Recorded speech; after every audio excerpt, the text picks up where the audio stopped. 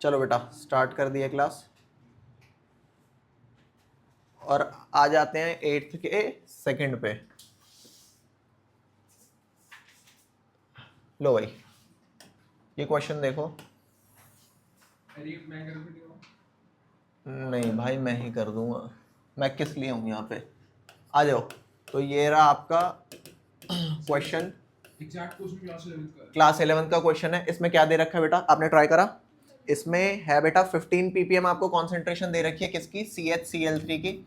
ये कह रहा है CHCl3 का कंटामिनेशन है वाटर के अंदर। वाटर के अंदर CHCl3 पाया जाना अच्छी बात नहीं होती, कार्सिनोजेनिक होता है। कार्सिनोजेनिक का मतलब होता है बेटा कैंसर कॉजिंग, ठीक है, जो कैंसर कॉज करता है, गारंटी नहीं है होगा बट कॉज करता है। तो CHCl3 आपका दे रखा है बेटा 15 ppm। अब 15 ppm का क्या मतलब हो गया बेटा कि अगर मेरे सॉल्यूशन का टोटल मास 10 लाख ग्राम है, 10 लाख ग्राम है, तो मेरा सॉल्यूट जो कि CHCl3 है, तो सॉल्यूट मेरा क्या हुआ? W2 हो गया, है ना। ये मेरा क्या है बेटा, ये मेरा है सॉल्यूट, और सॉल्यूट को मैं 2 से शो करता हूं, और ये मेरा क्या है बेटा, ये है मेरा सॉल्वेंट। सॉल्वेंट को किससे शो करते हैं बेटा? 1 से। ठीक है, तो इसकी वैल्यू कितनी दे रखी है? इसकी वैल्यू दे रखी है 15 ग्राम, और माइनस करेंगे तो मेरे को किसकी वैल्यू मिल जाने वाली है? माइनस करेंगे तो मास ऑफ सॉल्वेंट मिल जाएगा, और ये वैल्यू कितनी आ रही है? ये वैल्यू आ रही है 10 लाख में से वही 15 माइनस करेंगे तो वैल्यू आ जाएगी 9,99,985। अब बेटा आपको निकालना क्या है? आपको निकालना है डिटरमाइन द मोलालिटी। मोलालिटी में बेसिकली आपको चाहिए क्या? फॉर्मूला क्या था बेटा मोलालिटी का? वेरी गुड, ये रहा मोलालिटी का formula. Number of moles of solute क्या हो जाएगा? N2, और नीचे गिवन मास चाहिए मेरे को किसमें? केजीज में चाहिए। तो फॉर्मूले को अगर हम याद करें इसको तो क्या होता है? W2/M2 ये आ जाता है, ठीक है। और नीचे हमारा क्या है? नीचे अगर मास मेरा ग्राम्स में है तो नीचे मेरा क्या आ जाएगा? 1000। ठीक है, अब इसको आप सॉल्व करोगे तो W1 नीचे रह जाएगा और ये 1000 ऊपर आ जाएगा। तो हमारा अल्टीमेटली हो क्या जाएगा? Molality would be equal to, ये किसके इक्वल हो जाएगा बेटा? W2 कितना दे रखा है? 15, और यहाँ नीचे कितना आ गया मेरा मोलर मास? मोलर मास बेटा CHCl3 का आप लोग निकाल लेंगे, कितना? कार्बन का 12 होता है, हाइड्रोजन का 1 और क्लोरीन का 35.5। तो वैल्यू कितनी आ गई बेटा इसकी? हाँ 119.5 ग्राम पर मोल। तो वैल्यू डाल दो यहाँ पे 119.5। नीचे क्या आ जाएगा आपका? नीचे आ जाएगा वही 9,99,985, और यहाँ पर कितना आ गया बेटा? 1000। तो ये आपका इतने मोलल सॉल्यूशन हो गया। बताओ यहाँ तक कोई डाउट आप लोगों को? Any doubt till here? हाँ कोई भी डाउट नहीं, कर लोगे? नेक्स्ट बताओ अगला। हाँ लास्ट क्वेश्चन में W बाय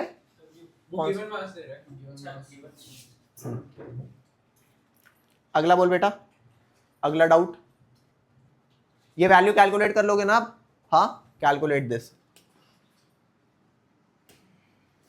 ठीक है, ये जो भी आ जाएगा कैलकुलेट। ठीक है, ये आपका हो गया। नेक्स्ट आ जाओ, अगला बता।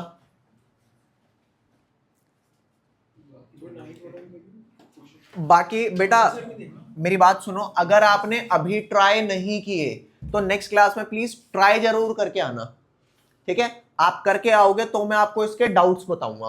अब चले हम अपने टॉपिक पे। हाँ नेक्स्ट टॉपिक पे आ जाओ बेटा। नेक्स्ट टॉपिक आपका टोटली नया है, और टॉपिक क्या है आपको टॉपिक बता देता हूं, तो लिखो फटाफट। हाँ और है कोई डाउट तो बता। 10th करा है आपने? ले डाउट, एग्जैक्टली सेम है। इसमें क्या है? इसमें मास ऑफ सॉल्यूट को 9.8 लेंगे ना? है मास ऑफ सॉल्यूट को 9.8 लेंगे ना? ले आ जा। ये क्या है आपका?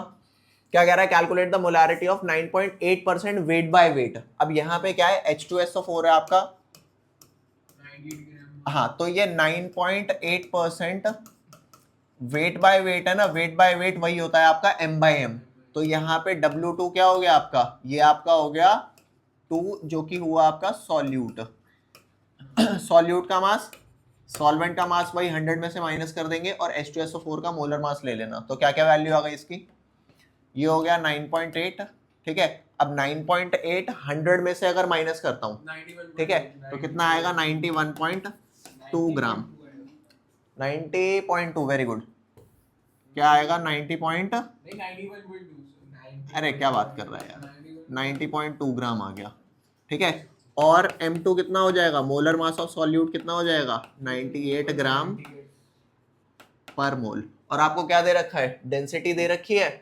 डेंसिटी आपको दे रखी है सॉल्यूशन की 1.02 ग्राम पर ml। तो आपका जो मास ऑफ सॉल्यूशन है वो क्या है, तो डेंसिटी आपकी होती है बेटा मास बाय वॉल्यूम। मास आपका हो गया 100 और वॉल्यूम कितना हो गया बेटा, वॉल्यूम आपका निकालना है वॉल्यूम ऑफ सॉल्यूशन जो बेसिकली है, और डेंसिटी हो गई 1.02। तो वॉल्यूम ऑफ सॉल्यूशन कितनी आ जाएगी, 100 डिवाइडेड बाय इतने mls आ जाएगी। और जैसे ही ये इतने mls आ गई, वैल्यू कैलकुलेट करेंगे। अभी फिलहाल ये mls में है ना, तो 100 बाय क्या करेंगे 1.02, यहाँ नीचे कर देंगे 1000, तो ये लीटर्स में आ जाएगा। अब आप मोलारिटी कैसे निकालोगे, मोलारिटी निकालोगे given mass of solute by molar mass of solute, ठीक है। तो आपका फाइनल मोलारिटी क्या हो गया, molarity will be equal to W2 by M2, ठीक है। और ये क्या आ जाएगा, ये वैल्यू, ये वॉल्यूम हो गई लीटर्स में, तो लीटर्स में वॉल्यूम क्या हो गई बेटा 100 बाय 1.02 इंटू 1000, इतना मोलर आ गया। अब इसको आप कैलकुलेट कर लेना, बताओ हो जाएगा बेटा, बताओ कोई डाउट आप लोगों को। चले आगे, नेक्स्ट आ जाओ अगले टॉपिक पे। Next topic is your solubility. क्या लिखना है बेटा, सॉल्युबिलिटी। टॉपिक डालेंगे, टोटली नया टॉपिक है आप लोगों के लिए, सॉल्युबिलिटी। सॉल्युबिलिटी क्या होता है, लिखेंगे it is maximum amount of solute. क्या है बेटा, maximum amount of solute it soluble is, in water. अरे Solution. सिर्फ वाटर, हाँ, it is maximum amount of solute that can be dissolved in, can be dissolved in specified amount of solvent, specified amount of solvent at fixed temperature and pressure भी है बेटा। क्यों pressure important है, ये वाली बात आज समझेंगे हम तसल्ली से, बताऊंगा उससे आगे बात है। It is maximum amount of solute that can be dissolved in specified amount of solvent eight fix temperature and pressure, ठीक है। कि आप सॉल्वेंट के अंदर कितना ज्यादा सॉल्यूट डाल पा रहे हो, वो उसकी सॉल्युबिलिटी है। अब हमारे को 3 टाइप ऑफ सॉल्युबिलिटी पढ़नी है। सबसे पहली आपकी क्या आती है, आप लिखेंगे we have to study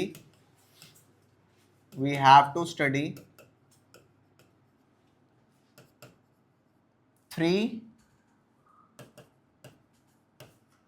different types of solubility, जिसमें से सबसे पहले क्या आ जाती है बेटा, सबसे पहले आपकी आ जाती है, देखो हमारे पास होता क्या क्या है, हमारे पास होता है सॉलिड, लिक्विड होता है बेटा, और होता है गैस। क्या होता है, सॉलिड होता है, लिक्विड होता है और गैस होता है, ठीक है। हम सॉल्वेंट लेंगे लिक्विड, ठीक है, और उसमें एक बार डिसॉल्व करेंगे सॉलिड, एक बार डिसॉल्व करेंगे गैस, और एक बार डिसॉल्व करेंगे लिक्विड, ठीक है। तो सबसे पहली जो सॉल्युबिलिटी मेरे को पढ़नी है वो कौन सी पढ़नी है, सॉलिड इन लिक्विड। क्या पढ़ना है सबसे पहले, फर्स्ट पढ़ना है बेटा सॉलिड इन लिक्विड। थोड़ा आगे है। पहला सॉलिड इन लिक्विड, दूसरा है बेटा गैस इन लिक्विड, दूसरा पढ़ना है गैस इन लिक्विड, तीसरा हमारे को पढ़ना है लिक्विड इन लिक्विड, ये थर्ड पढ़ना है। ठीक है, मतलब तीनों केस में सॉल्वेंट क्या है हमारा, लिक्विड है। एक बार सॉलिड इन लिक्विड डालेंगे, अगर आपको सॉलिड इन लिक्विड का एग्जांपल दूं तो एग्जांपल हमारे पास क्या आ सकता है, फर्स्ट वाले का शुगर ले लो प्लस वाटर ले लो, ठीक है, ये शुगर वाटर के अंदर डिसॉल्व है, शुगर वाटर में डिसॉल्व है। सेकंड आप लोगे gas in liquid, gas in liquid क्या हो जाएगा, देखो गैस इन लिक्विड का हमारे को एग्जांपल पता होता है, हम पानी जो हमारा होता है उसमें कई बार हमारी गैस डिसॉल्व होती है, ऑक्सीजन, है ना। कोई सी भी गैस, मैं कहूं कि लिक्विड के अंदर हम कोका कोला पीते हैं, उसके अंदर कौन सी गैस होती है बेटा, CO2 गैस होती है, ठीक है। हाँ बेटा कुछ कह रहे हो आप, चलो तो यहां ध्यान देना। सेकंड हमारी होती है बेटा gas in liquid, gas in liquid में हम क्या ले सकते हैं, CO2 इन कोका कोला। और बेटा मेरे को ये मत कहना कि कोका कोला में तो चीनी भी है, CO2 भी है, अदर एडेड फ्लेवर भी है, तो ये बाइनरी नहीं, ये हमारा बहुत सारा मतलब सॉल्यूशन काफी सारी चीजों का बन गया। मैं आपको एक एग्जांपल दे रहा हूं कि गैस लिक्विड में डिसॉल्व होती है, आपको और एग्जांपल लेना है, ऑक्सीजन ले लो इन वाटर। अब यहाँ पे सिर्फ दो ही कंपोनेंट हो गए बाइनरी के। लिक्विड इन लिक्विड का एग्जांपल लेंगे बेटा, लिक्विड इन लिक्विड का एग्जांपल आप यहाँ पर कुछ भी ले सकते हो। मान लो आपने अल्कोहल वाटर में मिला दिया, तो अल्कोहल आपने किस में डाला बेटा, alcohol plus water, is that clear, alcohol plus water. तो यहां पर आपका आ गया 3 एग्जांपल्स, हम एक एक करके सबको स्टडी करना चालू करेंगे। सबसे पहला स्टार्ट करते हैं कौन सा, सॉलिड एंड लिक्विड, लिख लो फटाफट। सॉलिड इन लिक्विड का एग्जांपल, सॉलिड एंड लिक्विड का शुगर वाटर,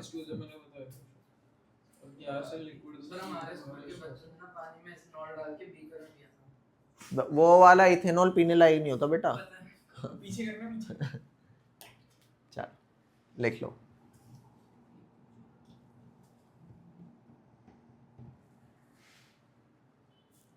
सर मैं मंडे को आपके पास एक्स्ट्रा क्लास के लिए आ जाऊं, उसके लिए पॉसिबल है ना? हाँ हाँ पॉसिबल है, चलो लिख लिया। No sir, yes sir, solid in solid, तो सॉलिड 2 मिनट सर।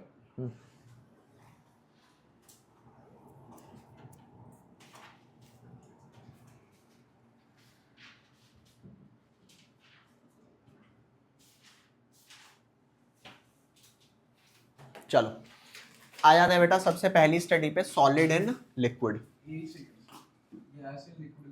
सबसे पहला एग्जांपल है डिटेल्ड स्टडी में, सॉलिड सॉल्यूट है मेरे पास, प्लस उसके बाद क्या है बेटा, लिक्विड सॉल्वेंट है, और जब इन दोनों को मिलाऊंगा तो क्या बनेगा हमारा बनेगा बेटा सॉल्यूशन। क्या बनेगा हमारा, सॉल्यूशन। अब जब सॉलिड सॉल्यूट के अंदर डिसॉल्व हो रहा होता है तो वो उस सॉल्वेंट के इंटरमॉलिक्यूलर स्पेसेस में जाता है, उसके इंटरमॉलिक्यूलर स्पेसेस में जाने के प्रोसेस को बोलते हैं डिसोल्यूशन, ठीक है। This process is called what, dissolution. अच्छा मतलब जब सॉल्वेंट जब डिसॉल्व हो रहा है तो सॉल्यूशन फॉर्म कर रहा है, हाँ, और उस डिसॉल्व होने के प्रोसेस को बोला डिसोल्यूशन। और कई बार ऐसा होता है कि सॉल्यूट अगर मेरा सॉल्यूशन से बाहर आ रहा है तो सॉल्वेंट अलग हो गया और सॉल्यूट अलग हो गया, इसको हम क्या बोलते हैं बेटा, इसको हम बोलते हैं क्रिस्टलाइजेशन। जैसे आपने देखा होगा जो क्या बोलते हैं गुलाब जामुन बनाते हैं या जो जलेबी बनाते हैं, तो वो ना वो क्या करते हैं, नीचे से हीट करते रहते हैं, वाटर जो होता है उसे हीट करते रहते हैं और उसमें ज्यादा से ज्यादा चीनी क्या करते हैं, डिसॉल्व करते रहते हैं। और जैसे ही वो ठंडा हो जाता है ना तो ऊपर चीनी की परत बनना चालू हो जाती है। क्यों बनती है, क्योंकि जो आपका डिसॉल्व हुआ था हायर टेम्परेचर पे ज्यादा सॉल्यूट, अब वो वापस क्या कर रहा है, ठंडा होने की वजह से क्रिस्टलाइज कर रहा है। तो जब भी, अभी मैं ये नहीं बता रहा कि टेम्परेचर ज्यादा होता है तब डिसोल्यूशन ज्यादा है या कम होता है, मैं बस आपको ये बात बताने की कोशिश कर रहा हूं कि डिसॉल्व होने के प्रोसेस को डिसोल्यूशन, और जब वो बाहर निकल रहा होता है तो उस प्रोसेस को क्या बोलते हैं बेटा, क्रिस्टलाइजेशन बोलते हैं। और आपको ये बात पता होनी चाहिए कि जैसे ही हमारा सॉल्यूशन सैचुरेट हो जाता है तो उसमें no more solute can be added, this is termed as कि आपका जो सैचुरेटेड सॉल्यूशन बना है उस पर हमारा रेट ऑफ डिसोल्यूशन बराबर हो गया रेट ऑफ क्रिस्टलाइजेशन के, ठीक है। तो यहां पर हम लिखेंगे एट सैचुरेशन लेवल जो रेट ऑफ डिसोल्यूशन है बेटा, rate of dissolution becomes equal to rate of crystallization. कोई डाउट इसमें? ठीक है, सॉल्यूट और सॉल्वेंट सेपरेट होते हैं तो उसको क्रिस्टलाइजेशन बोलते हैं। हाँ। अब इसमें आपका आता है इफेक्ट टेम्परेचर का और प्रेशर का। Sir 2 minute.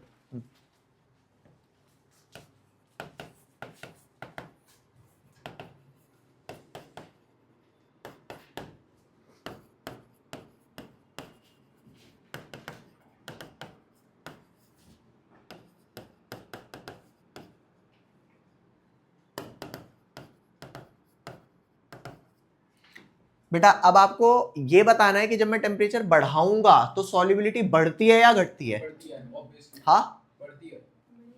बढ़ेगी। हमको चीनी का केस याद है, हमारे को नमक का भी केस याद है कि गर्म पानी में डिसॉल्व करते हैं तो क्या होती है? जल्दी बढ़ती है क्योंकि वो बढ़ती है। ये है बेटा आधा, ये जो आपने बात अभी समझी है ये आधी है। अब पूरी बात क्या है वो समझते हैं। हमारा जो टॉपिक है वो क्या है? Effect of temperature on solubility. ठीक है, तो ये इफेक्ट क्या है बेटा? इफेक्ट समझाता हूं आपको। पता है डिसॉल्व होने वाले प्रोसेस 2 टाइप के होते हैं। आपको एंडोथर्मिक और एक्सोथर्मिक पता है? एंडोथर्मिक वो प्रोसेसेस होते हैं जो हीट एब्जॉर्ब करते हैं, और एक्सो वो प्रोसेस होते हैं जो हीट रिलीज करते हैं। तो कुछ डिसोल्यूशन प्रोसेस ऐसे होते हैं जो जब डिसॉल्व हो रहे होते हैं तो हीट एब्जॉर्ब करते हैं। उन केसेस में अगर आप टेम्परेचर राइज करोगे तो उनकी सॉल्युबिलिटी फेवर करेगी, मतलब बढ़ेगी। और कुछ प्रोसेसेस जो डिसोल्यूशन के होते हैं वो कैसे होते हैं? एक्सो, कि जब डिसॉल्व हो रहा है तो हीट रिलीज कर रहे हैं, और हीट रिलीज कर रहे हैं उस केस में अगर आप टेम्परेचर बढ़ाओगे तो वो प्रोसेस को क्या करेगा?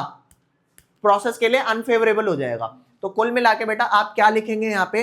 Dissolution process may be of 2 types. पहले मुझे ये बताओ, क्या इसके बारे में पहले कभी पढ़ा है? हाँ, कहां पढ़ा है हमने इसके बारे में? क्लास 11th में थर्मोडायनेमिक्स में। वहां पे हमने एक चीज पढ़ी थी, enthalpy of solution. Enthalpy of solution 2 चीजों का सम हुआ करती थी, क्या? Lattice enthalpy plus hydration enthalpy.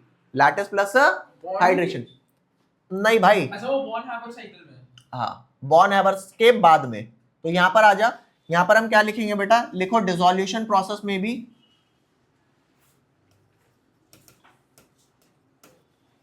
Dissolution process में भी मे बी ऑफ 2 टाइप्स। कौन कौन से होते हैं बेटा डिसोल्यूशन प्रोसेस? पहला होता है एंडोथर्मिक। बेटा एंडोथर्मिक के लिए डेल्टा एच की वैल्यू क्या होती है? एंडो प्रोसेस इन है मतलब हीट इन होगी, तो डेल्टा एच ऑफ सॉल्यूशन क्या लिखा जाएगा इसका? पॉजिटिव। डेल्टा यू भी पॉजिटिव। फिलहाल हम एंथैल्पी की बात करेंगे। ठीक है, नेक्स्ट क्या होता है आपका? एक्सोथर्मिक। इस केस में डेल्टा एच क्या होता है बेटा? नेगेटिव। इस केस में डेल्टा एच सॉल्यूशन क्या होता है? नेगेटिव। ठीक है, तो अगर डेल्टा एच सॉल्यूशन आपका पॉजिटिव है मतलब वो हीट लेना चाह रहा है, तो इन दिस केस बेटा क्या होता है? टेम्परेचर इंक्रीज करते हैं तो सॉल्युबिलिटी इंक्रीजेस। ठीक है, और इस केस में अगर आप टेम्परेचर इंक्रीज करोगे तो सॉल्युबिलिटी विल डिक्रीज। अब आप कहोगे भाई थोड़े से एग्जाम्पल भी बता इसके, थोड़े से एग्जाम्पल बता। तो लो एग्जाम्पल लो। अगर मैं आपको बताऊं कि ये वाला जो आपका शुगर प्लस वाटर है, शुगर प्लस वाटर इसी टाइप की सॉल्युबिलिटी शो करता है। क्या कि आपने टेम्परेचर बढ़ाया, इसलिए जब वो जलेबी बनाने वाले होते हैं वो और ज्यादा हीट करके क्या करते हैं? टेम्परेचर बढ़ाते हैं ताकि ज्यादा से ज्यादा चीनी डिसॉल्व हो, और जो हमारी जलेबी है या वो है उसके अंदर हमारा क्या बोलते हैं? हाँ, सॉल्युबिलिटी कंटेंट बढ़ जाए। समझ गए बात को? और इसी वजह से जब वो ठंडा होने लग जाता है ना तो क्या आ जाता है? टेम्परेचर घट जाता है उसका, ठंडा हो जाता है, तो वो जो क्रिस्टल्स होते हैं दोबारा चीनी के बन जाते हैं। नेक्स्ट आता है बेटा आपका, उससे भी सॉल्युबिलिटी इंक्रीज होती है? जब टेम्परेचर घटता है तो भी सॉल्युबिलिटी इंक्रीज होती है। बिल्कुल। अगला एग्जांपल है बेटा, जब आप NaHCO3 डिसॉल्व करते हो वाटर में, इस केस में क्या होता है? ये हीट रिलीज करता है। ठीक है, आपने कुछ रिएक्शंस देखी होंगी कंटेनर में जब कर रहे होते हैं, तो जब रिएक्शन होती है तो कंटेनर क्या हो जाता है, गरम। कंटेनर गरम क्यों हुआ? क्योंकि जो उनके अंदर पार्टिकल्स थे, चाहे जो भी प्रोसेस हुआ, उन्होंने हीट रिलीज करी। हीट रिलीज करने का मतलब कंटेनर ने एब्जॉर्ब करी। तो हाँ, तो इस केस में क्या है, इस वाले केस में टेम्परेचर बढ़ाने पर सॉल्युबिलिटी आपके घट जाती है। Is that clear? लिख लो इसे, एक्सो में यही है। सेकंड आता है बेटा आपका इफेक्ट ऑफ, सेकंड आता है effect of pressure on solubility of solid in liquid। क्या हो गया बेटा यहां पर? आप एक बात बताओ, क्या सॉलिड और लिक्विड को प्रैक्टिकली कंप्रेस कर सकते हैं क्या? हाँ, सॉलिड लिक्विड प्रैक्टिकली इनकंप्रेसिबल। आप ये मत कहना कि यार लिक्विड कंप्रेस होता है, जब हम डिसॉल्व कर रहे होते हैं तो उस वक्त ना प्रेशर का कोई खास इंपैक्ट होता नहीं है लिक्विड पे। तो आप लिखोगे प्रेशर हैज नो इफेक्ट। क्या लिखेंगे बेटा? Pressure has no effect on solubility of solid in liquid as both solids and liquids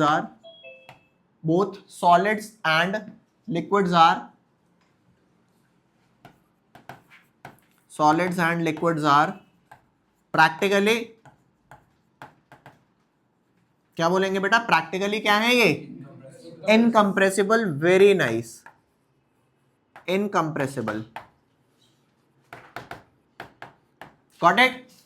they are practically incompressible. ठीक है भैया?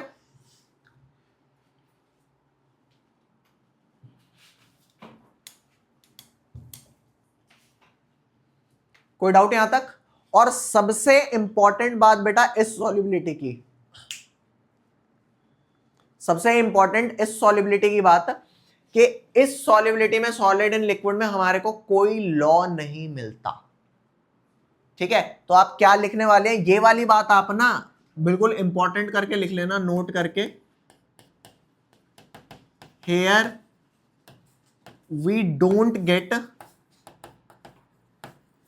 Any law. ये वाली बात बहुत ज्यादा इंपॉर्टेंट है, सारी बातों से ज्यादा इंपॉर्टेंट ये है कि यहां पर हमारे को कोई लॉ नहीं मिलता। ये वाली बात आपको याद रखने के लिए है। सर एक चीज पूछनी है। हाँ हाँ, दो पूछ। जैसे आपने अभी बताया सॉलिड्स एंड लिक्विड्स इनकंप्रेसिबल होते हैं, तो इस पे प्रेशर का क्या इम्पैक्ट है कि मतलब वो उससे कोई, अब आप प्रेशराइज कर ही नहीं पाओगे। तुम उसे प्रेशराइज कर सकते हो जो प्रेशराइज ना होता हो। कर ले, क्या इफेक्ट आएगा? कर ले प्रेशराइज, तो किसी मर्जी को कर ले। प्रेशराइज करने का इफेक्ट उसको है जिसपे कोई इफेक्ट हो रहा है। ठीक है, लिक्विड्स कंप्रेसिबल होते हैं कुछ एक्सटेंट तक, बट जब आप डिसॉल्व कर रहे होते हो तो वहां पे प्रेशर का कोई इंपैक्ट नहीं होता। ठीक है, सेकंड लिखेंगे बेटा, ये वाला टॉपिक बहुत छोटा था। इस वाले में क्या था आपका, सॉलिड का जो आप डिसोल्यूशन देख रहे हो। ठीक है, इसमें कोई लंबी चौड़ी चीज नहीं थी, याद रखने वाली सिर्फ एक चीज है कि डिसॉल्व होने के प्रोसेस को डिसोल्यूशन और बाहर आने के प्रोसेस को क्रिस्टलाइजेशन बोलते हैं। Effect of temperature her case में अलग है बेटा। तो सॉलिड एंड लिक्विड में इफेक्ट ऑफ टेम्परेचर दो आएंगे, पहला एंडोथर्मिक डिसोल्यूशन और एक्सोथर्मिक। एंडोथर्मिक में आपका क्या हो गया, टेम्परेचर बढ़ाने पे सॉल्युबिलिटी बढ़ रही है, और एक्सोथर्मिक वाले में वेरी नाइस। तो नेक्स्ट आ जाते हैं बेटा, अगला क्या है आपका, next is your solubility of gas in liquid. Second आपका क्या आ जाता है बेटा, सेकंड है आपका सॉल्युबिलिटी ऑफ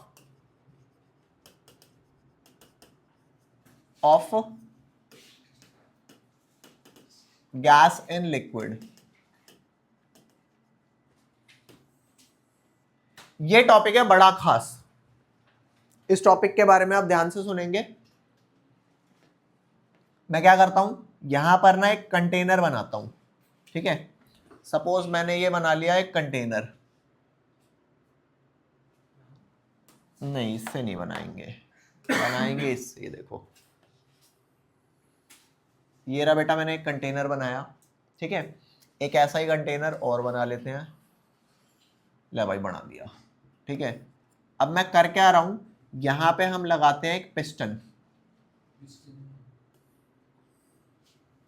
यहां लगाया एक पिस्टन, और यहां पे हम क्या डाल रहे हैं, सपोज कोई भी सॉल्वेंट है, ये कोई भी सॉल्वेंट है, ठीक है। अब इसके ऊपर कोई गैस है, ठीक है, गैस के पार्टिकल को हम इस कलर से दिखा देते हैं, मान लो ये गैस है, गैस मतलब बीच में, हाँ बीच में गैस है। तुम्हें क्या लगता है बेटा, अगर सराउंडिंग में थोड़ी बहुत गैस है तो थोड़े बहुत पार्टिकल तो इसके इंटरमॉलिक्यूलर स्पेसेस में आएंगे। लो जी, थोड़ी बहुत गैस आ गई, बोलो आ गई थोड़ी बहुत गैस। अब मैं क्या करूंगा, इसी सेम कंटेनर में ऊपर से प्रेशर थोड़ा सा बढ़ाऊंगा, क्या करूंगा, ऊपर से प्रेशर थोड़ा सा बढ़ाऊंगा, तो जो मेरा ये है ना, क्या बोलते हैं, पिस्टन आ जाएगा थोड़ा सा नीचे, पिस्टन आ गया नीचे, और जो मेरा लेवल रहने वाला है बेटा, लेवल तो वही पहले वाला ही रहेगा, यही पहले वाला लेवल रहेगा, है ना। अब क्योंकि बेटा प्रेशर जो है वो बढ़ चुका है, तो आप बताओ पार्टिकल प्रेशराइज्ड फील करेंगे, पार्टिकल बहुत ज्यादा प्रेशराइज्ड फील करेंगे, ठीक है। और हमने प्रेशर इंक्रीज किया है पिस्टन को दबा करके, ठीक है। तो अब आप मुझे बताओ, प्रेशर इंक्रीज हुआ है तो जो गैस जो है अब वो इस लिक्विड के अंदर ज्यादा डिसॉल्व होगी या कम, प्रेशर ज्यादा, आपका दिमाग क्या कहता है, गैस ज्यादा डिसॉल्व होगी। और ज्यादा गैस क्यों डिसॉल्व हो रही है, रीजन सिंपल है, gases are compressible, gases are compressible, और प्रेशर की रिक्वायरमेंट है, और क्योंकि पार्टिकल्स छोटे छोटे हैं तो वो उसके बेटा इंटरमॉलिक्यूलर स्पेसेस में घुस सकते हैं। पता है क्या, जब आप ऊपर से प्रेशराइज कर रहे हो ना तो गैस चिल्लाएगी, कहेगी अरे क्यों प्रेशराइज कर रहे हो ऊपर से, क्योंकि भाई जब आप प्रेशराइज करोगे तो गैस कहेगी यार तुमने तो हमारा ही हवा में रहना दुभर कर दिया, हम एक काम करते हैं, चलते हैं इंटरमॉलिक्यूलर स्पेसेस में, क्योंकि लिक्विड्स इतनी आसानी से कंप्रेस नहीं होता है, तो गैस सेफ फील करेगी किसके अंदर, इंटरमॉलिक्यूलर स्पेसेस पे। तो यहां पर गैस का जो प्रेशर है बेटा वो पहले से थोड़ा सा ज्यादा होने की वजह से गैस की सॉल्युबिलिटी आपकी थोड़ी सी बढ़ गई, गैस की सॉल्युबिलिटी बढ़ गई, रीजन सिर्फ इतना। अब देखो पिछला जो हमने पढ़ा था सॉलिड एंड लिक्विड वाला, इसमें प्रेशर का कोई इफेक्ट नहीं था क्योंकि सॉलिड और लिक्विड कंप्रेसिबल नहीं थे। लिक्विड बेटा यहां भी कंप्रेसिबल नहीं है, लिक्विड्स यहां भी कंप्रेसिबल नहीं है, बट गैस कंप्रेसिबल है क्योंकि गैस के पार्टिकल बहुत छोटे होते हैं और वो अपनी औकात से बहुत ज्यादा वॉल्यूम ऑक्यूपाई करके रखते हैं। तो अरे डिफ्यूजन कहां से आ गई लाला, कोई नहीं सब सही हो जाएगा एक दिन। मैंने क्या कहा, गैस का हमने प्रेशर बढ़ाया, प्रेशर बढ़ाते के साथ ही ठीक है ये क्या हुआ, आपका गैस ज्यादा डिसॉल्व होना चालू हो गई। तो हम ये कह सकते हैं कि गैस की सॉल्युबिलिटी प्रेशर बढ़ाने के डायरेक्टली प्रोपोर्शनल है। समझ पा रहे हो, यहां पर हम लिख देते हैं इंक्रीज प्रेशर। कैसे, हम ऊपर से क्या लगा रहे हैं भाई, प्रेशराइज कर रहे हैं, पिस्टन को प्रेस करके, हाँ ठीक है, हमने प्रेशर इंक्रीज किया। तो अब आपको एक चीज बताता हूं बेटा, मोल फ्रैक्शन बेसिकली क्या होता है, मोल फ्रैक्शन होता है किसी भी चीज का, कोई चीज ज्यादा डिसॉल्व हो रही होगी किसी चीज में तो मोल फ्रैक्शन बढ़ेगा। तो अब मान लो इस वाले केस में मैं कहूं कि number of moles of liquid, suppose example के तौर पे बता रहा हूं, मान लो 5 मोल थे, हाँ क्या मोल फ्रैक्शन, अब एग्जांपल दूं है, जैसे मान ले कनाडा में सिर्फ कैनेडियंस रहते हैं, ठीक है, अब यहां से कुछ लोग जाके वहां शिफ्ट होने लग गए इंडियंस, तो अब बता इंडिया के लोगों का फ्रैक्शन वहां बढ़ रहा है या घट रहा है, कनाडा वालों का तो फ्रैक्शन सेम ही मतलब लोग तो सेम रहने वाले हैं। तो जब यहां से लोग जाएंगे तो टोटल नंबर ऑफ लोग बढ़ रहे हैं, तो इंडियन का फ्रैक्शन बढ़ रहा है और कंपैरेटिवली फिर उनका फ्रैक्शन क्या होने लगेगा। अब सोच ले भैया, इंडिया की आबादी, इंडिया सिर्फ आबादी के ही केस में सबसे ज्यादा हो चुका है पूरे वर्ल्ड में, सारा इंडिया ले जाके कनाडा में छोड़ दो, फिर कैनेडियन बेचारे क्या करेंगे, हम जा रहे हैं भाई, हमारी तो आबादी बची नहीं कुछ यहाँ पे, हम तो माइनर्स हो गए। तो समझ मेरी बात, क्योंकि इसके अभी यही चीज ना मैं मैथमेटिकली आपको समझा रहा हूं, यहाँ पे number of moles of liquid 5 मोल है और यहाँ पे number of mole of gas कितनी है बेटा, एक एग्जांपल ले लेते हैं 2 मोल है, एग्जांपल ले लिया। तो अब बता मोल फ्रैक्शन ऑफ गैस कितना आएगा, 2/7 Ng अपॉन में Ng प्लस NL, तो ये वैल्यू 2 हो गई और ये हो गई 2 + 5, यही हो गई। तो जल्दी बता 2/7 आया, वैल्यू बोलियो क्या आई 2/7 के? 0.28 अराउंड आ गई। तो देखता जा तसल्ली से। अब मेरे को बता इस वाले केस में क्या number of moles of gas बढ़े होंगे कि नहीं बढ़े होंगे? Number of moles of liquid वही रहे 5 मोल, और number of mole of gas मान ले पहले 2 मोल गैस थी, अब तेने गैस बढ़ा दे तो number of mole of gas 4 बढ़ गए। Number of mole of gas क्या हुआ? बढ़ गए। मान ले 4, मान ले 6, मान ले 8, मान ले 10, मान ले जितना। देखो इसकी भी एक लिमिट है ना कि कितने सॉल्युबलाइज होगी। मैंने फॉर द टाइम बिंग इसको 4 मोल मान लिया। तो जल्दी बता अब मोल फ्रैक्शन ऑफ गैस बता बेटा कितना? Ng अपॉन में Ng प्लस NL क्या आ गया बेटा? ये हो गया 4 अपॉन में 4 + 5 इक्वल टू 4.0.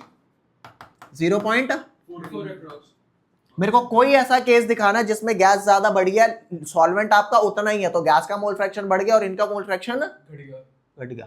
ये इंपैक्ट लिक्विड पे तो कोई इम्पैक्ट नहीं, हां इम्पैक्ट आया, घट गई उसकी। हां एक और एग्जांपल दूं? चलो रहने दो, इससे समझ चुके हो ना? हाँ है, बहुत एग्जांपल है। फ्रैक्शन ऐसे ही कम हो जाता है भाई, बाहर की एंटिटी आने लग जाए ना तो फ्रैक्शन ऐसे ही कम हो जाता है। कांसेप्ट से क्लियर हो गया कि प्रेशर के साथ तो डायरेक्टली प्रोपोर्शनल है। क्या बात है। चलो आओ, तो यहां पर ध्यान देना बेटा। अब एक बात और बताता हूं, मेरे को बाहर कितना प्रेशर है उससे मतलब नहीं है, मेरे को इस प्रेशर से मतलब है। तुम बाहर प्रेशर बढ़ाते रहो, यहां प्रेशर बढ़ाना मत, इसे मत बढ़ाना, तो कुछ नहीं होगा। तो अब समझना, pressure of gas directly proportional है solubility of gas in liquid. मतलब pressure of gas directly proportional है mole fraction of gas in liquid के। जैसे अभी कंक्लूड, और ये जो प्रेशर ऑफ गैस है ये over the surface of solution या over the surface of liquid है। Is that clear? Over the surface of solution या over the surface of liquid है। अब जैसे ही मैं डायरेक्टली प्रोपोर्शनल साइन हटाऊंगा बेटा, ये बन जाएगा KH जो खुद गैस का होगा। अब क्योंकि बेटा तीनों चीजें गैस की हैं, मोल फ्रैक्शन भी, प्रेशर भी और KH भी, तो हम क्या कहेंगे भाई? गैस गैस गैस गैस हटा। अब यार एक घर में मान लो कोई रहता है X शर्मा, कोई रहता है Y शर्मा, कोई रहता है Z शर्मा, तो लोग ऐसे बुलाते हैं हाँ X शर्मा इधर आओ, Y शर्मा इधर। अरे भाई सबको पता है सारे यहाँ शर्मा है, तो XYZ नाम लेते हैं। तो जो चीज आपकी कॉमन समझ में आ रही है, तो यहाँ पे हमने बेसिकली क्या कर दिया? Pressure is equal to KH X, और ये जो KH है इस KH को बेटा हम नाम देंगे हेनरीज लॉ कांस्टेंट बेटा। हेनरीज कांस्टेंट बोलेंगे। कहाँ है हेनरीज कांस्टेंट बोलेंगे? क्योंकि हेनरी ने लॉ दिया। डिस्कवर नहीं है। हाँ, तू दे देता तो तेरा नाम रख देते, अब्यूट्स कांस्टेंट। Got it? तो ये हो गया हेनरीज कांस्टेंट। और बेटा जो KH होता है ना, हर गैस का अपना अपना होता है, कांस्टेंट है, यूनिवर्सल कांस्टेंट नहीं है। ठीक है, यूनिवर्सल कांस्टेंट क्या होते हैं? जो कहीं पे चेंज नहीं होते। ठीक है, जैसे ग्रेविटेशनल कांस्टेंट। तो यहां पर आ जाएंगे बेटा, हेनरीज कांस्टेंट है KH डिपेंड्स ऑन, KH किस किस चीज पर डिपेंड करता है बेटा? KH depends on first nature of gas, ठीक है, and second KH depends on temperature. KH temperature पे करता है, ये वाली बात फिलहाल मैं लिखवा देता हूं, इसको देखेंगे कि KH टेम्परेचर पे करता कैसे है। हाले भूख जा लेकिन KH depends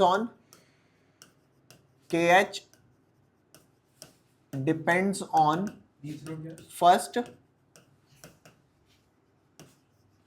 nature of gas, second temperature. Pressure पे नहीं करता, चेक करना। आपको एक चीज ही समझाऊं, जैसे आपने पढ़ा हुआ है V is equal to IR पढ़ा है बेटा, तो जो R होता है ना वो V पे डिपेंड करता है ना I पे करता है, क्योंकि V बढ़ता है तो I बढ़ता है, R नहीं चेंज होता। वैसे देयर आर सम फैक्टर्स जिसपे R डिपेंड करता है।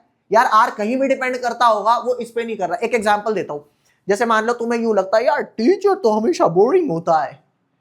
टीचर तुम्हारे सामने बोरिंग शायद हो सकता है, बट वो अपने फ्रेंड्स के सामने तुमसे भी बड़े लेवल का, समझ गए बात?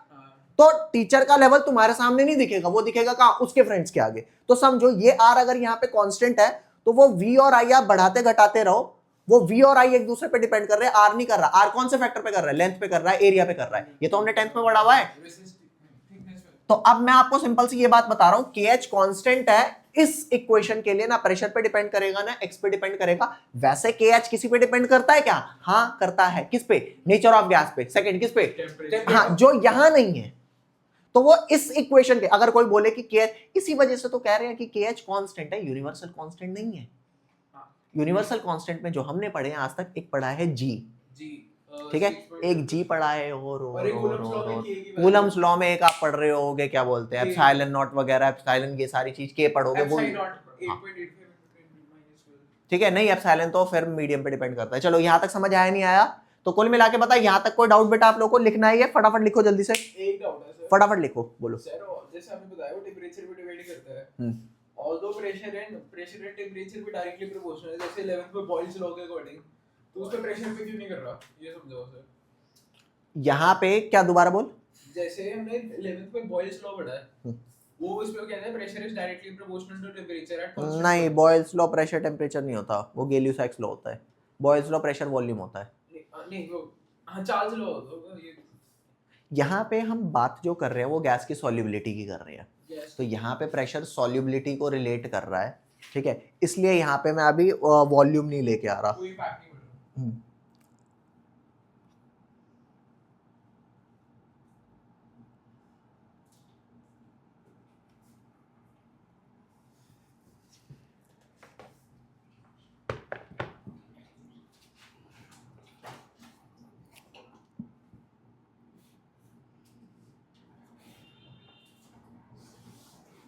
बेटा आपका नाम क्या है?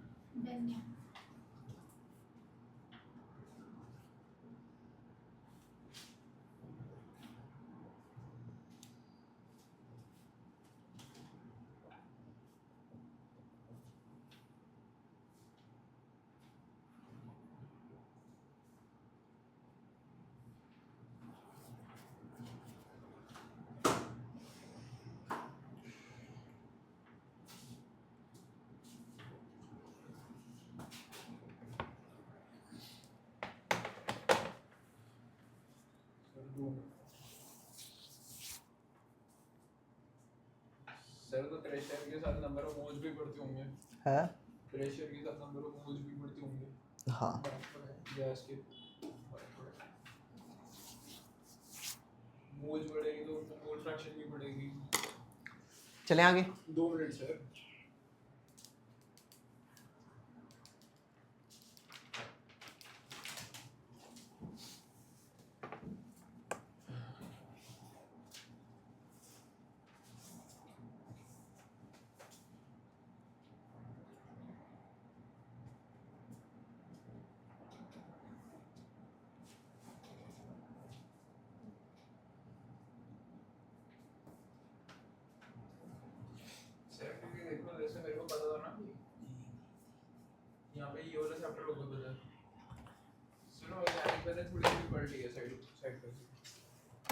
चले बेटा आगे, नेक्स्ट आ जाओ। हाँ नहीं भाई, है लिखो सॉल्युबिलिटी ऑफ इफेक्ट लिखो, effect of temperature on solubility of gas and liquid.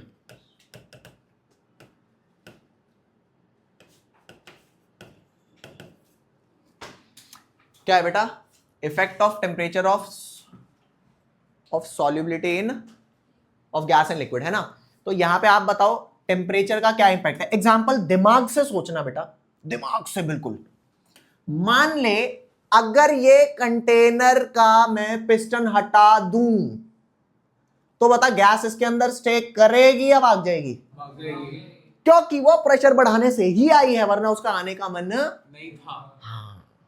तो आप तो कह रहे हो सिर्फ पिस्टन हटाने से भाग गई ना भैया, इसके नीचे लगा दो थोड़ी सी आग, मतलब टेम्परेचर बढ़ाओ। अब बताओ जल्दी भागेगी स्लोली भागेगी? जल्दी। हाँ, अरे भाई गैस क्या, हमारी सीट के नीचे आग लगा दोगे हम भी भाग जाएंगे। Got it? तो कुल मिला के बात सुनना बेटा, तो आप क्या लिखेंगे यहाँ पे? इफेक्ट ऑफ टेम्परेचर क्या है on solubility of gas and liquid? You increase the temperature, gas will escape and solubility will, अरे डिक्रीज लगा, लिख भाई, लिख सॉल्युबिलिटी ऑफ गैस। बेटा यूं कभी नहीं लिखना solubility of gas decreases, solubility of gas in liquid decreases, solubility of, sir obviously liquid में डिक्रीज होगी क्योंकि लिक्विड ही तो लिखा है आपने। साला सुन मेरी बात, फिर भी पूरे की आदत रखो। Solubility of gas in liquid decreases on increasing temperature. अच्छा बेटा जल्दी से प्रेशर का इफेक्ट पता। इंक्रीज हो, हाँ प्रेशर बढ़ाने पे, वो तो लॉ ही है हमारा, ठीक है। तो Increase law। हाँ, तो यहां पे क्या आ जाएगा सेकंड आपका इफेक्ट ऑफ प्रेशर, क्या आ गया, इफेक्ट ऑफ प्रेशर क्या आ गया बेटा, प्रेशर इंक्रीजेस सॉल्युबिलिटी, अरे भाई इंक्रीजेस, प्रेशर बढ़ाने से सॉल्युबिलिटी इंक्रीज बढ़ रही है, बिल्कुल बढ़ रही है भाई, बिल्कुल बढ़ रही है। प्रेशर बढ़ाने से सॉल्युबिलिटी बिल्कुल ना बढ़ रही है। नेक्स्ट कम्स इज योर, अच्छा हेनरीज लॉ स्टेट तो कराया ही नहीं, कर ले। हाँ, हेनरीज लॉ क्या कहता है बेटा, अगर मैं प्रेशर ऑफ गैस बढ़ाता हूं over the surface of solution then solubility of gas and liquid increases. तो आप लिखेंगे बेटा Henry's law states that, what you will right,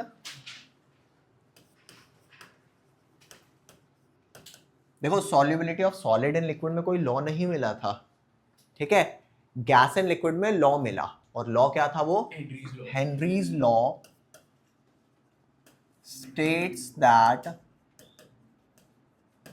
states that what, that when pressure is increased, solubility of gas in liquid is directly proportional to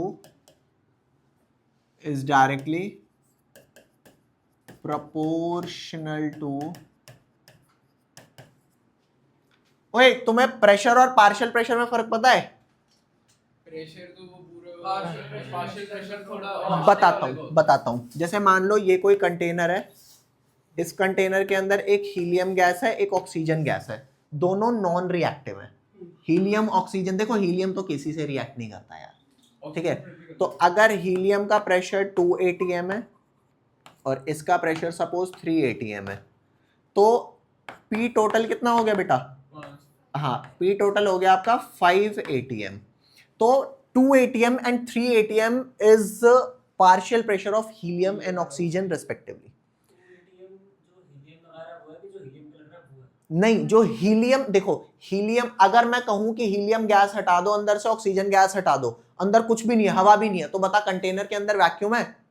तो जो pressure लगाते हैं वो gas के पार्टिकल लगाते हैं। वो लगाते कैसे हैं, हमारे पार्टिकल्स खुद भी कोलाइड करते हैं और वॉल्स से भी कोलाइड करते हैं, तो प्रेशर खुद के कोलिजन से नहीं आता, वो वॉल के कोलिजन से आता है। Is that clear? तो ये हीलियम गैस लगा रहा है, ठीक है, और ये ऑक्सीजन गैस लगा रहा है। तो partial pressure is basically pressure of a particular gas in the mixture. समझ गए? देखो बोलने को प्रेशर भी बोल सकते हैं, but partial pressure is more accurate term. यहां पे आप जो भी चीज लिखते हो ना, उसको एग्जैक्टली वैसे लिखना है जैसे हाँ भाई कोर्ट में सबमिट करने जा रहे हैं, कि हल्का सा भी मिस्टेक और वहां पे जज साहब कूट देंगे। स्कूल में होता ही यही है। तो आजा बेटा यहां पर ध्यान देना, solubility of gas in liquid, इसे कर देते हैं साइड में, solubility of gas in liquid is directly proportional to its pressure, partial pressure of gas over the surface of solution, या तो सॉल्यूशन बोलो या फिर बेटा जरूरी नहीं है कि सिर्फ सॉल्यूशन ही, कोई लिक्विड जिसमें पहले से कोई गैस नहीं है उसके ऊपर प्रेशर बढ़ाओगे तो भी आपका वो क्या होगा, solubility बढ़ेगी। बिल्कुल सॉल्युबिलिटी तो भी आपकी बढ़ेगी। Is that clear? और ये गैस डिपेंडेंट होता है तो बेटा ऑनलाइन स्टूडेंट्स कोई डाउट आप लोगों को अभी तक, कोई भी डाउट बेटा, मन्नत एंड त्विषा? नहीं सर। ठीक है और सर इस लॉग की वैल्यू ठीक। ये एस पे डिपेंड करती है। बेटा कोई भी आप लोगों को डाउट आ रहा हो प्लीज पूछना, ठीक है। इंटरएक्टिव क्लास रखनी है, ऐसा नहीं है कि ऑनलाइन बैठे हो नहीं पूछ सकते। बेटा कोई डाउट नहीं आता तक, चले आगे। सर रात में तो गेम खेल रहा हूं। अरे शो ही नहीं भाई, यहाँ ध्यान दे।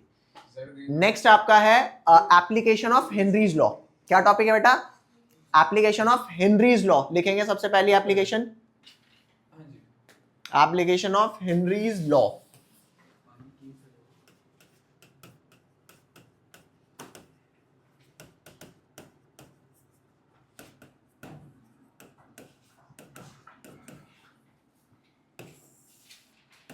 Application of Henry's law. बेटा हेनरी लॉ की सबसे पहली जो एप्लीकेशन थी, जैसे पहले मैं ऐसा सोचता था, शायद तुम भी सोचते हो या नहीं हो, जो कोका कोला की बोतल आती है उसमें ऊपर का स्पेस खाली होता है। पहले मैं कहता था यार ये फालतू स्पेस खाली क्यों दे रहे हैं, बोतल को थोड़ा छोटा करो और ब्रिम तक भर के दे दो। बहुत सारे लिक्विड आते हैं जो ऊपर तक भरे रहते हैं, बट वो जितने लिक्विड होते हैं, ठीक है, उनमें ना गैस वाला कोई कंटेंट नहीं होता। जो ब्रिम तक भर के दे देते हैं ना, उसमें गैस वाला कोई कंटेंट होता ही नहीं होता। तो क्यों कोका कोला या अदर सॉफ्ट ड्रिंक में जिनमें गैस होती है, ठीक है, उनको क्यों ऊपर से खाली रखा जाता है? क्योंकि वो पार्ट ना कभी खाली होता ही नहीं है। उस पार्ट में क्या होती है, ठूस ठूस करके गैस भरी होती है। इतनी प्रेशराइज्ड कंडीशन में गैस होती है ताकि प्रेशर ज्यादा होने की वजह से लिक्विड कंटेंट में आपका गैस भरी रहे। कभी कोई से भी सॉफ्ट ड्रिंक की बोतल लेना, Coca Cola, Pepsi, Thums Up, कोई सी भी लेना, उस फ्रेश सील पैक बॉटल को ना दबाने की कोशिश करना, स्क्वीज करने की, और तुम्हारे बस की हो तो दबा के देख लेना। वही सेम कोका कोला की बोतल एक बार खोल दो, सबसे पहले ऊपर की गैस निकलेगी, जो फेज निकलती है वो ऊपर की निकलती है। अब बंद कर, अब दबा, दबेगी। तो गैस का पता लग, तो आपको पता लगाना हो ना कि क्या बोलते हैं, ये कोका कोला की बोतल एक्चुअल है, मतलब कहीं ऐसा तो नहीं है कि भर करके ऊपर कुछ दे रखा है। तो लेते ही बोतल को बस दबा के देख लो, दब रही है, मतलब बेटे झोल है, ये क्या भर के तेने दिया इसमें, बेवकूफ बना रहा है। साइंस पढ़ने का ये फायदा है मेरा, साइंस पढ़ने का फायदा है बेटा, एनालाइज करोगे तो फायदा सब जगह है। तो यहां ध्यान देना। तो सबसे पहले क्या आएगा इसमें आपका, सबसे पहले आएगा कि जितनी भी सॉफ्ट ड्रिंक्स की बोतल होती हैं, they are sealed under high pressure. या सिर्फ सॉफ्ट ड्रिंक नहीं, जितने भी आपके कार्बोनेटेड या फिर ये वाले CO2 कंटेनिंग होते हैं, ठीक है। तो लिखना है यहां पे soda water bottles, soda water bottles, bottle soda क्या बोलूं भाई, मुझे नहीं पता है, कुछ भी बोल दो, सोडा वाटर वही होता है। And soft drinks are packed at high pressure to increase the, very good, to increase the solubility of CO2। बोलो समझ आया कि नहीं आया? To increase the solubility. Second आ जाओ बेटा, सेकंड बड़ा मजेदार है। सेकंड है एनॉक्सिया। एनॉक्सिया के बारे में मैं आपको बताता हूं बेटा। हम अर्थ से अगर ऊपर जाते हैं, कोई गया पहाड़ों वहाड़ों में है, लेह लद्दाख गए हो? लेह लद्दाख, तो क्या बात है यार, बड़ी खुशनसीब है, हम तो गए नहीं। लेह लद्दाख जाओ ना बेटा, तो वहां पे पहली बात तो ये, बहुत ऊपर जाने के लिए पहले आपका ना फिजिकल टेस्ट कराना होता है। ऐसा यूं नहीं है कि नहीं कराओगे तो चोरी से पहुंच नहीं सकते, पहुंच जाओ, सांस नहीं आएगी, वहीं निपट जाना, ठीक है। वहां जाकर के ये लगता है कि मैं कुछ खींच तो रहा हूं पर कुछ आ नहीं रहा, ऐसा नहीं है, आ नहीं रहा, बाहर कुछ है ही नहीं भाई, क्या आएगा? अब वो बताता हूं उसका कारण क्या है। यहां ध्यान देना, जैसे मान लो ये हमारी अर्थ है, ये मैंने बनाई भैया अर्थ, ठीक है, अर्थ है। हर चीज सेंटर की तरफ खिंचती हुई चली जाती है, हर चीज सेंटर की तरफ खिंचती हुई चली जाती है। तो इसी वजह से ना हमारे जो पार्टिकल्स हैं, जो एटमॉस्फेयर के पार्टिकल्स हैं, वो सरफेस लेवल पे अच्छे खासे खिंचते हैं। क्यों? क्योंकि ग्रेविटी सरफेस पे सबसे ज्यादा है। ले भैया पार्टिकल ही पार्टिकल, मस्त। कभी ऐसा होता है तुम एक जगह पे 4 घंटे से 8-10 घंटे से बैठे हो, सोए हो, लेटे हो, हवा ही खत्म हो गई, अरे सांस लेने के लिए भागना पड़ रहा है, भागो यहाँ से, यहाँ की तो सांस खत्म हो गई सारी। नहीं भागना पड़ता, एक्सेस ऑफ एयर है, और वो इसी वजह से है कि भैया ग्रेविटी है। ग्रेविटी सिर्फ चलने में हेल्प नहीं करती, ग्रेविटी हेल्प करती है सांस लेने में। क्यों? क्योंकि पार्टिकल्स को खींच के रख रही है। अब जैसे जैसे ऊपर जाओगे, जल्दी बताओ, ग्रेविटी कम होगी ज्यादा होगी? कम होगी। ग्रेविटी कम नहीं भाई, बहुत कम। जहां प्लेन उड़ता है ना वहां चले जाओ, प्लेन के अंदर स्पेशली एयर भर के ले जाते हैं, ठीक है। प्लेन को बहुत देर तक ऊपर उड़ाते रहे तो सिर्फ इस बात का पंगा नहीं पड़ता कि फ्यूल खत्म हो जाएगा, कई बार कोई पंगा हो जाता है भाई अंदर की वो गैस ही खत्म हो गई तो सांस से पहले मर जाओगे उस केस में। तो यहाँ पर अभी आप और ऊपर जा रहे हो, ग्रेविटी कम होने की वजह से पार्टिकल्स क्या है बेटा, दूर दूर। अब पार्टिकल दूर दूर हैं तो गैस जब है ही नहीं बाहर तो खींच के आ रहे हो, वो खींचा ही नहीं जाएगा। तुम्हें लगेगा मेरी दिक्कत है, अरे हमारी खुद की दिक्कत नहीं है, वो बाहर गैस ही नहीं है। और गैस ना होने का कारण क्या है? ना होने का कारण सिर्फ एक, ऊपर ग्रेविटी नहीं लग रही, ठीक है। तो जितने भी लोग माउंटेन रीजन्स में रहते हैं, या फिर तुमने सुना होगा जो लोग हिमालय पर्वत पे जाके चढ़ जाते हैं उनका नाम गिनीज बुक वगैरह में आता है। क्यों आता है? उसका रीजन है, उसका रीजन सिर्फ ये है कि ऊपर ट्रेंड लोग ही चढ़ सकते हैं, हर कोई नहीं चढ़ सकता। क्यों नहीं चढ़ सकता हर कोई? क्योंकि भाई हर कोई उतना ट्रेंड नहीं है कि मैं उस पर जाकर के वहां चोटी पे एकदम सरवाइव कर पाऊं, ठीक है। यही कारण है कि चाइना से हम बचे हुए हैं, वरना चाइना आकर के ना चारों ओर से कब्जा कर ले। क्यों? क्योंकि वहां पे ट्रेंड मिलिटेंट होते हैं, वो चढ़ सकते हैं, बाकी नॉर्मल लोग नहीं आ सकते, ठीक है। तो हिमालय हमारे को कैसे बचा रहा है? पहली चीज ये, ऊपर जाके एयर प्रेशर कम है, हर कोई नहीं आ सकता, आप ऊपर हथियार वगैरह कुछ नहीं ले जा सकते। तो यहां पर ध्यान देना, ऊपर क्यों प्रेशर कम है? क्योंकि ग्रेविटी कम है। अब दिक्कत क्या है? जैसे जैसे आप ऊपर पहाड़ों पे चढ़ने लगते हो आपको गैस मिलती नहीं, और गैस नहीं मिलती क्योंकि अब गैस ऊपर कोई भी नहीं है ना ऑक्सीजन है ना नाइट्रोजन है ना कुछ है, मतलब प्रेशर उनके कम है। और प्रेशर कम है तो उनकी सॉल्युबिलिटी हमारे ब्लड में क्या हो जाएगी? कम या ज्यादा? कम। और कम होना ही हमारी मेडिकल कंडीशन है एनॉक्सिया। कम होना ही कौन सी मेडिकल कंडीशन है? एनॉक्सिया। तो at higher altitude partial pressure of oxygen reduces, क्या? Partial pressure of oxygen reduces, which reduces the solubility of oxygen in our blood, which leads to a medical condition which is called anoxia. इससे होता क्या है? हमारी body में हमारे हर sales तक अगर ऑक्सीजन नहीं पहुंची तो रेस्पिरेशन नहीं होगा। बेटा रेस्पिरेशन नहीं होगा तो रेस्पिरेशन सोली हमारा जो होता है वो सोर्स होता है किस चीज का? मतलब सोर्स आपने खाना खाया it is okay, but respiration नहीं होगा तो आपको एनर्जी नहीं मिलेगी। और वंस आपको एनर्जी नहीं मिल रही आप फेंट हो जाओगे, गिर जाओगे, थिंकिंग एबिलिटी इंपैक्ट करेगी। बताओ यहां तक समझ में आया या नहीं आया? आया? फटाफट ये लिखना चालू करो, कुछ लिखना है तो लिखो, नहीं तो फिर मैं एनॉक्सिया लिखवाता हूं, लिखवा ही दूं अगर लिख लिया तो। हाँ आ जाओ बेटा। ये ऐसा तो नहीं है कि ये नहीं समझ में आया एनॉक्सिया। एक बात बताओ, आज आपको सारी चीज आ रही है ना समझ? सेम पूरे साल चलेगा और आपको बेटा पूछना है। देखो लास्ट वाली क्लास थी वो था पहले का इंट्रोडक्टरी मामला, लग सकता है कि ओ ये हमें आता था या आता है, ठीक है। बट ये वाला टॉपिक प्योरली नया है, इसका 11th क्लास से कोई लेना देना नहीं है, स्पेशली जब आप हेनरीज लॉ में आ जाते हो तो, ठीक है। तो क्या लिखेंगे यहां पर? हम लिखेंगे एट हायर ऑल्टीट्यूड। क्या लिखेंगे बेटा? एट हायर ऑल्टीट्यूड, अगले पेज पे लिख देता हूं, एट हायर ऑल्टीट्यूड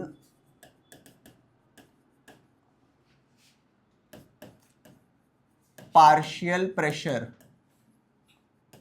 बेटा मैं सिर्फ पार्शियल प्रेशर ऑफ ऑक्सीजन ही क्यों लिख रहा हूं, अदर गैस क्यों नहीं लिख रहा? प्रेशर तो सबका कम हो रहा है, बिकॉज हमें मतलब ऑक्सीजन से है, मेरे को क्या करना अदर गैसेस से, ठीक है। अच्छा हमें क्या करना है अदर गैस से?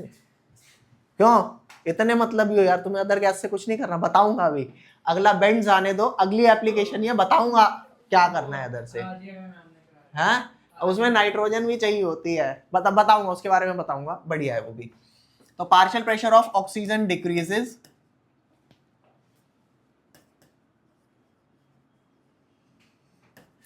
which leads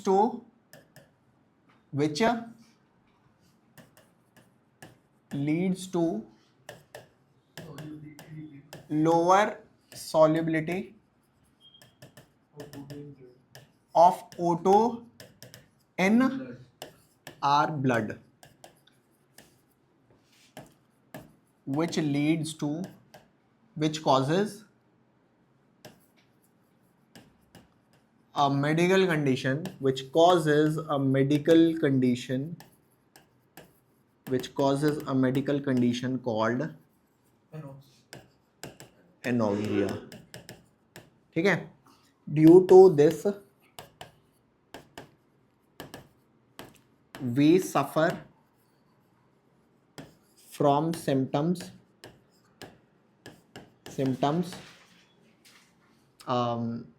such as nausea and thinking ability is reduced.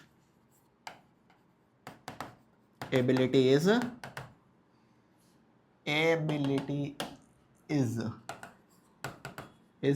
reduced. बेटा देखो, पेपर में ये नहीं लिखना रेस्पिरेशन नहीं हो रहा, ये नहीं ब्ला ब्ला ब्ला, ये सारी चीजें नहीं लिखनी आपको, बस ये लिखना है। देखो बाकी टीचर भी जानता है यार कि बच्चे ने इतना लिखा मतलब उसे पता है, अभी रिसर्च करके सारा एक एक एस्पेक्ट थोड़े लिख देगा।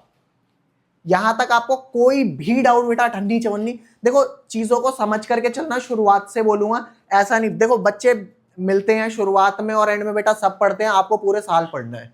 बार बार एक बात बोलूंगा, कोर्स करना है पूरे साल, क्रैश कोर्स नहीं करना कि एंड में ओ भैया आप तो बचे 2 दिन 4 दिन अब पढ़ते हैं बैठ करके, वो मत करना। बाकी आपका मामला बिल्कुल बढ़िया हो जाएगा, समझ आएगा, अच्छा रहेगा। ठीक है, यहां तक कोई भी डाउट आप लोगों को, कोई भी डाउट पक्का? तो कुल मिलाकर के आज हमने क्या क्या पढ़ा, एक बार उसका ओवरव्यू देख लेते हैं बेटा। हाँ, रिकैप। अच्छा एक चीज और बता दूं, एक चीज और बताता हूं, इसमें जल्दी से बता सकता हूं कि जो गैस होती है ना, हाई टेम्परेचर पे क्या होता है, कम सॉल्युबल होती है। हाई टेम्परेचर पे कम सॉल्युबल। अच्छा नहीं, वैसे ये वाला जो टॉपिक है ना आपका, इसके लिए मेरे को आपको काफी कुछ बताना पड़ेगा, तो इस वाले टॉपिक को आज रहने देते हैं, वरना बीच में अधूरा छूट जाएगा। यहां तक कोई डाउट? तो कुल मिलाकर के हमारा क्या क्या हो गया आज। सबसे पहले जो हमारा टॉपिक स्टार्ट हुआ था वो क्या था आपका, सॉल्युबिलिटी। सॉल्युबिलिटी 3 टाइप की पढ़नी थी, solid in liquid, gas in liquid और लिक्विड इन लिक्विड। सबसे पहले स्टार्ट किया सॉलिड इन लिक्विड। ठीक है, solid in liquid dissolution process होता है, वापस आता है, बाहर आता है तो क्रिस्टलाइजेशन होता है। टेम्परेचर के 2 इंपैक्ट, एंडोथर्मिक है, टेम्परेचर बढ़ाने से सॉल्युबिलिटी बढ़ेगी, टेम्परेचर घटाने से सॉल्युबिलिटी घटेगी। प्रेशर का कोई इफेक्ट नहीं। उसके बाद हमारा नेक्स्ट आ गया हेनरीज लॉ, प्रेशर बढ़ाने से गैस की सॉल्युबिलिटी बढ़ रही है, टेम्परेचर बढ़ाने से गैस की सॉल्युबिलिटी घट रही है। Is that clear? कोई डाउट यहां तक? कोई भी डाउट नहीं। एक क्वेश्चन जो आपको दे रहा हूं मैं, जो आपको घर से करके लाना है, जो आपको क्या करना है, घर से करके लाना है बेटा। बाकी इसके क्वेश्चन में आपके नेक्स्ट क्लास में डिस्कस करूंगा। नहीं है भाई इसमें नहीं बेटा, अभी संडे को टेस्ट नहीं है, अभी टेस्ट कब होगा वो मैं बताऊंगा आपको। ठीक है बेटा, चलो क्वेश्चन इसके हम नेक्स्ट क्लास में करेंगे। बाकी हाँ, आज के लिए होमवर्क आपका वही है जो आपने पिछला कर रखा है, जो आपने बेटा पिछला कर रखा है, जो क्वेश्चंस किए थे वो आपको करके लाने हैं। Is that clear? यहां तक कोई डाउट आप लोगों को? चलो इतना कर रहे हैं, मिलते हैं इन द नेक्स्ट क्लास।